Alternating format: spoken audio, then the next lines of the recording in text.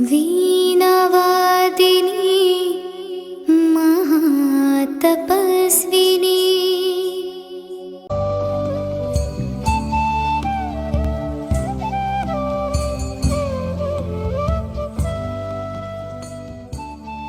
ഓം ശാന്തി. പുരുഷാർത്ഥം. ഇപ്പോഴും ബാബ നമ്മളോട് ഇടയ്ക്കിടയ്ക്ക് പറയാറുണ്ട്, കുട്ടികളെ, നിങ്ങളുടെ യോഗത്തിൻ്റെ അവസ്ഥ അങ്ങനെ ഉള്ളതായിരിക്കണം. അതിലൂടെ മനസാ സേവയും നടക്കണം. അന്തിമത്തിൽ അങ്ങനെയുള്ള സേവയായിരിക്കും. ആളുകൾ വളരെ പരിഭ്രാന്തരും ദുഃഖിതരും അശാന്തരുമായിരിക്കും. താങ്കൾ അവർക്ക് ദൃഷ്ടി കൊടുത്ത് ശാന്തിയുടെ ശക്തി കൊടുക്കൂ.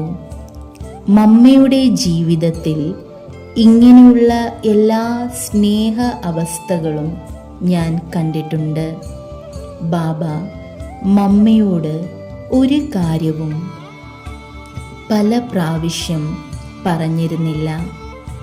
ബാബ ഏതൊരു കാര്യം പഠിപ്പിച്ചാലും മമ്മയോട് അത് വീണ്ടും പറയേണ്ട ആവശ്യം ഇല്ലായിരുന്നു. ഇത് മമ്മയുടെ ഒരു വിശേഷതയായിരുന്നു. ശരി ബാബ, ജി ഹാ എന്ന് പറഞ്ഞ് മമ്മ ആ ശിക്ഷണത്തെ തൻ്റെ ജീവിതത്തിൽ ധാരണ ചെയ്തിരുന്നു. ഇതിനെയാണ് പറയുന്നത് പുരുഷാർത്ഥം. മമ്മ സ്വയം മുരളി കേൾപ്പിച്ചിരുന്നു. വാണി വായിക്കുമ്പോൾ ചോദിക്കുമായിരുന്നു, ഞാൻ പുരുഷാർത്ഥിയാണ് എന്ന് താങ്കൾ പറയുമ്പോൾ ഈ പുരുഷാർത്ഥി ശബ്ദം ഏത് ഭാവത്തോടെയാണ് പറയുന്നത്? ഏത് സാഹചര്യത്തിലാണ് പറയുന്നത്? താങ്കളിൽ നിന്ന് എന്തെങ്കിലും തെറ്റുകൾ സംഭവിക്കുമ്പോഴോ ബുദ്ധിമുട്ടുകൾ ഉണ്ടാകുമ്പോഴോ മറ്റുള്ളവരോട് പറയും, സഹോദര, ഞാൻ ഇപ്പോൾ പുരുഷാർത്ഥിയല്ലേ എന്ന് വെച്ചാൽ താങ്കൾ പുരുഷാർത്ഥി ശബ്ദത്തിൻ്റെ അർത്ഥം ഇങ്ങനെയാണോ ധരിച്ചിരിക്കുന്നത്? ആരിലെങ്കിലും കുറവുകളോ ദുർബലതകളോ തെറ്റുകളോ മറവിയോ പറ്റുമ്പോൾ പുരുഷാർത്ഥി. എന്നാൽ ഇതല്ല. പുരുഷാർത്ഥിയുടെ യഥാർത്ഥ അർത്ഥത്തിൽ അവരെയാണ് പറയുക, ആരോടാണോ ഒരു കാര്യം ഒരിക്കൽ മനസ്സിലാക്കി കൊടുത്ത ശേഷം വീണ്ടും പറയേണ്ട ആവശ്യം ഇല്ലാത്തത്. അങ്ങനെയുള്ള പുരുഷാർത്ഥമാണ് ചെയ്യേണ്ടത്. ഇത് ഞങ്ങൾ മമ്മയുടെ ജീവിതത്തിൽ പ്രായോഗികമായി ദർശിച്ചു. ബാബ എന്ത് ശിക്ഷണം നൽകിയോ മമ്മ അതേപടി പാലിക്കുകയും ആചരിക്കുകയും ചെയ്തു. ബാബയുടെ സാമീപ്യത്തിൻ്റെ ആധാരം പരിവർത്തനം. ബാബ മമ്മയെ നിമിത്തമാക്കിയത് എന്തെന്നാൽ മമ്മ ചുരുങ്ങിയ സമയത്തിനുള്ളിൽ ഗുണങ്ങളെ തൻ്റെ ജീവിതത്തിൽ ധാരണ ചെയ്തിരുന്നു.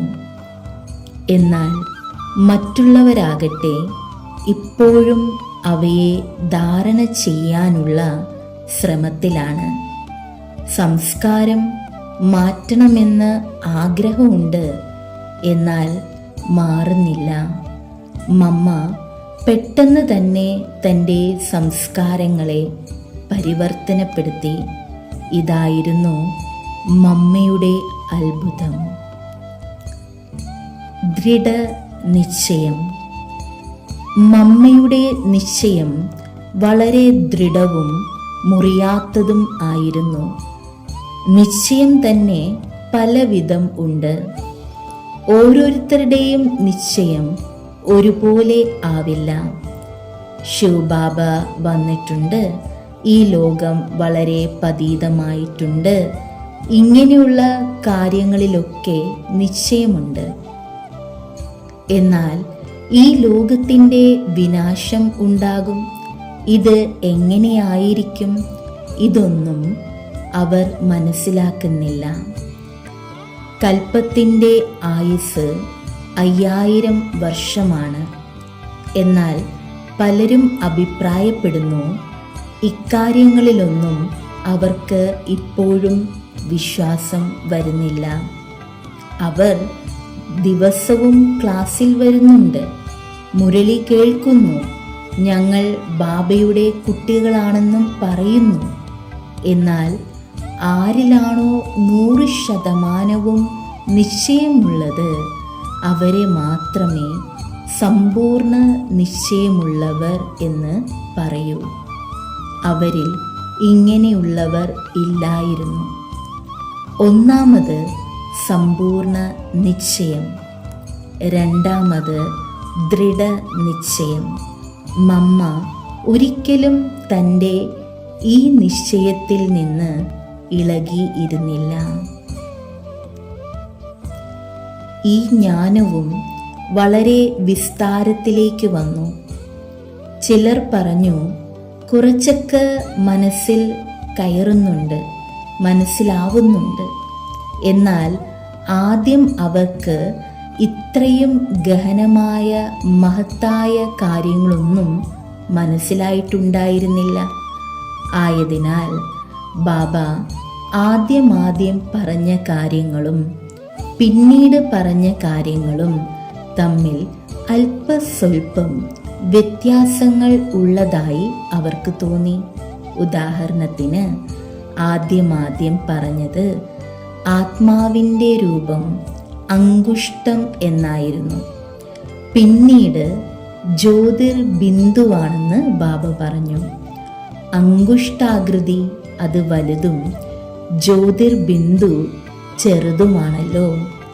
ഉപനിഷത്തുകളിലും ആത്മാവ് അങ്കുഷ്ടാകാരമാണെന്ന് പറഞ്ഞിട്ടിപ്പോൾ ആത്മാവ് വളരെ സൂക്ഷ്മമാണ്, ജ്യോതിർബിന്ദുവാണ് എന്ന് പറയുന്നു. എങ്കിൽ എങ്ങനെ ലിംഗരൂപമാകും? പലരും ഇങ്ങനെയും വിശ്വസിക്കുന്നു, ആത്മാവിന് ശരീരം, പിന്നെ കാരണശരീരം. കാരണശരീരം എന്താണ്? ജന്മാന്തരത്തിൽ നമ്മൾ അങ്കുഷ്ട രൂപത്തിലാണെന്ന് ഉല്ലേഖനം ചെയ്തിട്ടുണ്ട്. ഇവിടെയും ആദ്യം ആത്മാവ് പല ശരീരങ്ങളുണ്ട്. ഒന്ന് ഈ സ്ഥൂല ശരീരം, പിന്നെ മനസ്സ്, ബുദ്ധി, സംസ്കാരങ്ങളുടെ സൂക്ഷ്മ ശരീരം, പിന്നെ കാരണശരീരം. ഈ കാരണശരീരം എന്താണ്? ജന്മാന്തരങ്ങളിൽ നമ്മൾ ചെയ്ത കർമ്മങ്ങളുടെ സാരരൂപത്തിൽ വേറൊരു ശരീരം ഉണ്ടാകുന്നതാണത്രേ കാരണശരീരം. വ്യക്തികൾക്ക് എന്ത് സംഭവിക്കുന്നതും കാരണശരീരത്തിൽ നിന്നാണത്രേ തുടക്കം. ഉറച്ച നിശ്ചയം. ഒരിക്കൽ മമ്മിയെ കോടതിയിലേക്ക് വിളിപ്പിച്ചു. വലിയ ആൾക്കാർക്കൊപ്പം ഒരു ചെറിയ കന്യകയായ മമ്മ ഇരുന്നു. അവരുടെ എല്ലാം മുമ്പിൽ വെച്ച് മമ്മയോട് ഇങ്ങനെ ഒരു ചോദ്യം ചോദിച്ചു: ദാദാ ലേഖരാജ് എന്തിനാണ് എല്ലാവരെയും മടിയിൽ ഇരുത്തുന്നത്? അപ്പോൾ മമ്മ പറഞ്ഞു, അദ്ദേഹം ഞങ്ങളുടെ പിതാമഹനാണ്. അച്ഛൻ മക്കളെ മടിയിലിരുത്തുന്നതിൽ എന്താണ് തെറ്റ്? നിങ്ങൾ ഇങ്ങനെ ചോദിക്കുന്നതിൽ അത്ഭുതം തോന്നുന്നു. ഈ ചോദ്യം ശോഭനീയമാണോ? താങ്കളും ഒരു അച്ഛനല്ലേ? താങ്കൾ ഒരിക്കലും താങ്കളുടെ കുട്ടികളെ മടിയിൽ ഇരുത്തിയിട്ടില്ലേ? മമ്മ ഇങ്ങനെ ചുട്ട മറുപടി കൊടുത്തു. അതിൽ ലജ്ജിക്കുകയോ സങ്കോചിക്കുകയോ ചെയ്തില്ല. എന്തെന്നാൽ മമ്മയ്ക്കറിയാമായിരുന്നു ബാബയുടെ മനസ്സ് അത്രയും ശുദ്ധമായിരുന്നു, നിർമ്മലമായിരുന്നു. അദ്ദേഹത്തിൻ്റെ മടിത്തട്ട് സ്വർഗത്തേക്കാൾ ഔന്നത്യമുള്ളതായിരുന്നു. അദ്ദേഹത്തിൻ്റെ മടിയിലിരിക്കുന്നവരെല്ലാം ഈശ്വരീയ സമ്പത്തിൻ്റെ അവകാശികളായി മാറിയിരുന്നു. ഈ നിശ്ചയം മമ്മിയെ ഉറപ്പിച്ചു നിർത്തി. തൻ്റെ നിശ്ചയത്തിൽ നിന്ന് മമ്മ ഒരിക്കലും ഇളകിയില്ല. പലപ്പോഴും പലരും അവരുടെ മുഖം രക്ഷിക്കാൻ വേണ്ടി അതുമിതും പറയാറുണ്ടായിരുന്നു. പിന്നീടത്തെ കാര്യം പിന്നെ നോക്കാം, ഇപ്പോൾ ഞങ്ങൾ വളരെ ബുദ്ധിമുട്ടിലാണ്, ആയതിനാൽ അങ്ങനെ പറയൂ ഇങ്ങനെ പറയൂ എന്നും അവർ പറയും. എന്നാൽ മമ്മ ഒരിക്കലും അങ്ങനെ ആയിരുന്നില്ല. ശക്തിരൂപി എന്ന് വിളിക്കുന്ന ശക്തിശാലിയായ നിശ്ചയം തന്നെയായിരുന്നു മമ്മയുടേത്. ദൃഢസമ്പൂർണവും ഉടയാത്തതുമായ മമ്മയുടെ നിശ്ചയം ശക്തികളാൽ സമ്പന്നമായിരുന്നു. നമ്മൾ ഓരോരുത്തരും അവരവരുടെ നിശ്ചയത്തെ നോക്കൂ. അതിൽ ഇക്കാര്യങ്ങളെല്ലാം അടങ്ങിയിട്ടുണ്ടോ? മമ്മയുടെ നിശ്ചയത്തിന് അല്പം പോലും ഏറ്റക്കുറച്ചിലുണ്ടായ ഒരു സംഭവം പോലും മമ്മയുടെ ജീവിതത്തിൽ ഉണ്ടായിരുന്നില്ല. പലരും ചോദിക്കാറുണ്ടായിരുന്നു, സമ്പൂർണ്ണ ബ്രഹ്മചര്യം പ്രാപിച്ചാൽ പിന്നെ എങ്ങനെ ഈ ലോകം നിലനിൽക്കും? നമ്മൾ സ്വയം ഈ രീതിയിൽ ജന്മമെടുത്തിട്ട് നിങ്ങൾ ഇങ്ങനെ ചെയ്യരുതെന്ന് ആൾക്കാരോട് എങ്ങനെയാണ് പറയുക? അവർക്ക് പവിത്രതയുടെ കാര്യം പറയുമ്പോൾ ഒരു വെല്ലുവിളിയായിരുന്നു. എന്നാൽ മമ്മ വളരെ ആധികാരികമായി മറുപടി കൊടുത്തിരുന്നു. പലരും മമ്മയോട് ചോദിച്ചിരുന്നു, ലഡ്ഡു കഴിച്ചിട്ടില്ലാത്തവർക്ക് അതിൻ്റെ സ്വാദ് എങ്ങനെ അറിയും എന്ന്.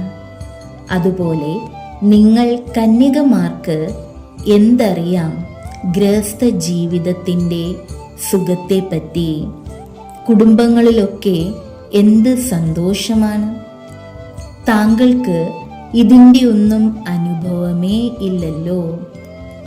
അപ്പോൾ മമ്മ പറയുമായിരുന്നു, നിങ്ങൾ പറയുന്നത് ഇതുപോലെയാണ്. അതായത് ഒരാളുടെ കൈ പൊള്ളിയാൽ നമ്മളും കൈ പൊള്ളിച്ചു നോക്കണോ? കൈ പൊള്ളിയാൽ എങ്ങനെയുണ്ട് എന്നറിയാനായിട്ട് നോക്കൂ. ഒരാളുടെ അനുഭവം നമ്മൾ കണ്ടു. കൈ പൊള്ളിയാൽ എന്തായിരിക്കും ഫലം? എങ്കിൽ നമ്മളും കൈ പൊള്ളിച്ചു നോക്കുമോ? നിങ്ങൾ വികാരത്തിന് അടിമപ്പെട്ടിരിക്കുകയാണ്. നിങ്ങൾക്ക് എന്ത് സുഖമാണ് കിട്ടിയത്? പറയൂ, എന്ത് സുഖം ലഭിച്ചു? ഒരു സങ്കോചവുമില്ലാതെ ഉത്തരം കൊടുത്തിരുന്നു, അതും സമ്പൂർണ്ണ നിശ്ചയത്തോടെ. ഇത് മമ്മയുടെ ഒരു വളരെ വലിയ വിശേഷത ആയിരുന്നു. സമസ്ത മാനവരാശിയുടെയും അമ്മ. പലരുടെയും മനസ്സിൽ ഈ പ്രശ്നം ഉദിച്ചിരിക്കും, എന്തുകൊണ്ട് മമ്മയെ തന്നെ ബാബ മുന്നിൽ വെച്ചു? എന്തുകൊണ്ട് തിരഞ്ഞെടുത്തു? ഒന്നാമത്തേത് നിശ്ചയത്തിൻ്റെ കാര്യത്തിലായിരുന്നു.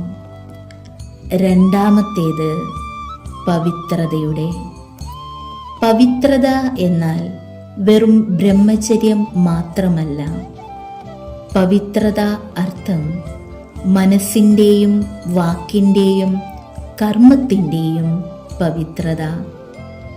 വികാരങ്ങളെ തോൽപ്പിക്കുക, അവയെ വിജയിക്കുക.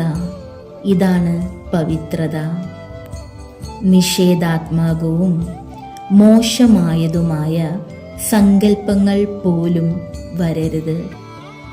നോക്കൂ, മമ്മിയുടെ മനസ്സ് ഇത്രയും നിർമ്മലവും ശുദ്ധവും ആയിരുന്നു. ആര് മമ്മിയുടെ അടുത്ത് വന്നാലും അവരുടെ തല കുമ്പിട്ടു പോകുമായിരുന്നു. അമ്മേ അമ്മേ എന്ന ശബ്ദം അവരുടെ മുഖത്ത് നിന്നും പുറപ്പെട്ടിരുന്നു. അവർ 70 വയസ്സുള്ളവരാകട്ടെ, 30 വയസ്സുള്ളവരാകട്ടെ, 20 വയസ്സുള്ള യുവാക്കളാകട്ടെ, മമ്മിയെ കണ്ട പാടെ എല്ലാവരുടെയും വായിൽ നിന്ന് വന്നിരുന്നു, ഇവർ അമ്മയാണ്, ഇവർ എൻ്റെ അമ്മയാണ്. മമ്മിയെ കാണുന്നതിനു വേണ്ടി പല സ്ഥലങ്ങളിൽ നിന്നും പൂജാരിമാർ വരാറുണ്ടായിരുന്നു. വർത്തമാന പത്രങ്ങളുടെ ചീഫ് എഡിറ്റർമാർ, വളരെ പ്രചാരമുള്ള പുസ്തകങ്ങൾ എഴുതിയ പ്രസിദ്ധമായ ലേഖകന്മാർ എന്നിവരും വരാറുണ്ടായിരുന്നു. മമ്മിയെ കണ്ടതും അവർ സാഷ്ടാംഗം നമസ്കരിച്ചു പോകുമായിരുന്നു. കാൽമുട്ട് വിറച്ചു പോകുമായിരുന്നു. കൊച്ചു കുട്ടികളെ പോലെ അമ്മേ എന്ന് പറഞ്ഞുകൊണ്ടിരിക്കുമായിരുന്നു. കണ്ണുകളിൽ നിന്ന് കണ്ണുനീർ പ്രവഹിക്കുമായിരുന്നു. എന്തൊരു അത്ഭുതമായിരുന്നു! ഞാൻ എൻ്റെ സ്വന്തം കണ്ണുകളാൽ കണ്ടതാണ്. മമ്മിക്ക് എന്തൊരു പ്രഭാവമായിരുന്നു! മമ്മിയുടെ വ്യക്തിത്വത്തിന് എന്തൊരു പ്രഭാവമായിരുന്നു! മമ്മിയുടെ മനസ്സിൽ നിന്ന് വരുന്ന പ്രകമ്പനങ്ങൾ ആളുകളിൽ എത്രമാത്രം പ്രഭാവം ചെലുത്തിയിരുന്നു! മമ്മിയെ കണ്ട് അവർക്ക് തോന്നിയിരുന്നു, ഈ പ്രസ്ഥാനം നല്ലതാണ്, ഇവരുടെ ധാരണകളും നല്ലത് തന്നെയാണ്. ബാബ പറയാറുണ്ടായിരുന്നു, താങ്കൾ കുട്ടികൾ ബാബയുടെ ഷോ കേസിലെ കാഴ്ച വസ്തുക്കളാണ്. മമ്മ ശരിക്കും അതിൻ്റെ മാതൃക തന്നെ ആയിരുന്നു. മമ്മിയോടുള്ള ബാബയുടെ നിസീമ സ്നേഹവും ബഹുമാനവും. അതൊരു മഴക്കാലമായിരുന്നു. വളരെ ശക്തിയായി മഴ പെയ്തുകൊണ്ടിരുന്നു. സേവയ്ക്കു വേണ്ടി മമ്മ ഏതോ ദൂരസ്ഥലത്ത് പോയിരിക്കുകയായിരുന്നു. എന്നിട്ട് തിരികെ മധുബനിലേക്ക് വരികയായിരുന്നു. ബാബ പറഞ്ഞു, നോക്കൂ കുട്ടികളെ, മമ്മ വരികയാണ്.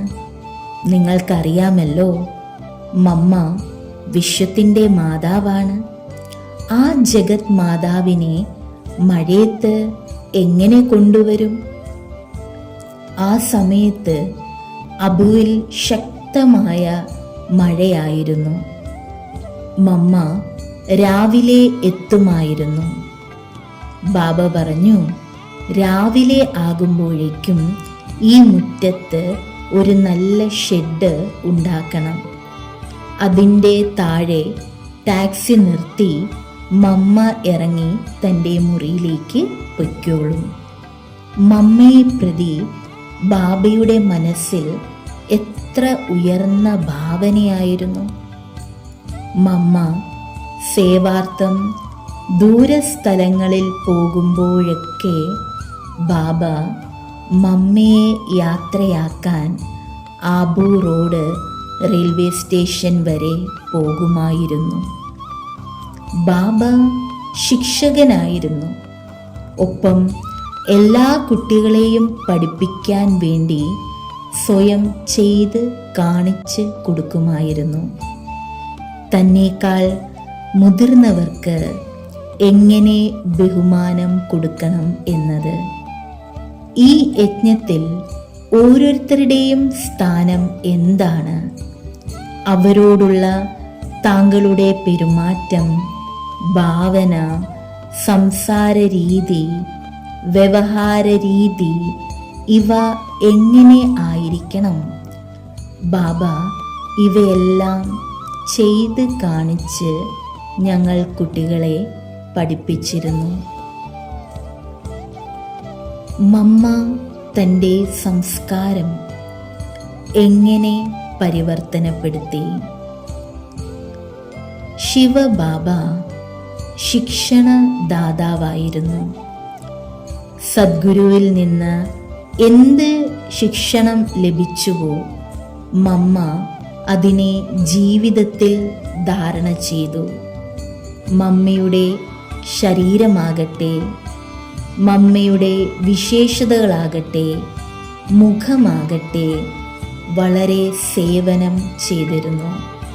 മമ്മയുടെ പവിത്രതയുടെ തരംഗങ്ങൾ വളരെ ശക്തിശാലി ആയിരുന്നതിനാൽ മനസാ സേവയും ചെയ്തിരുന്നു. നമ്മളും സ്വയത്തിൽ ഇങ്ങനെയുള്ള അവസ്ഥ കൊണ്ടുവരണം. ഇതാണ് ഞാൻ പറയാൻ ആഗ്രഹിക്കുന്നത്. ഇത് തന്നെയായിരുന്നു ഞങ്ങൾ കുട്ടികളെ പ്രതി മമ്മയുടെ ആശ.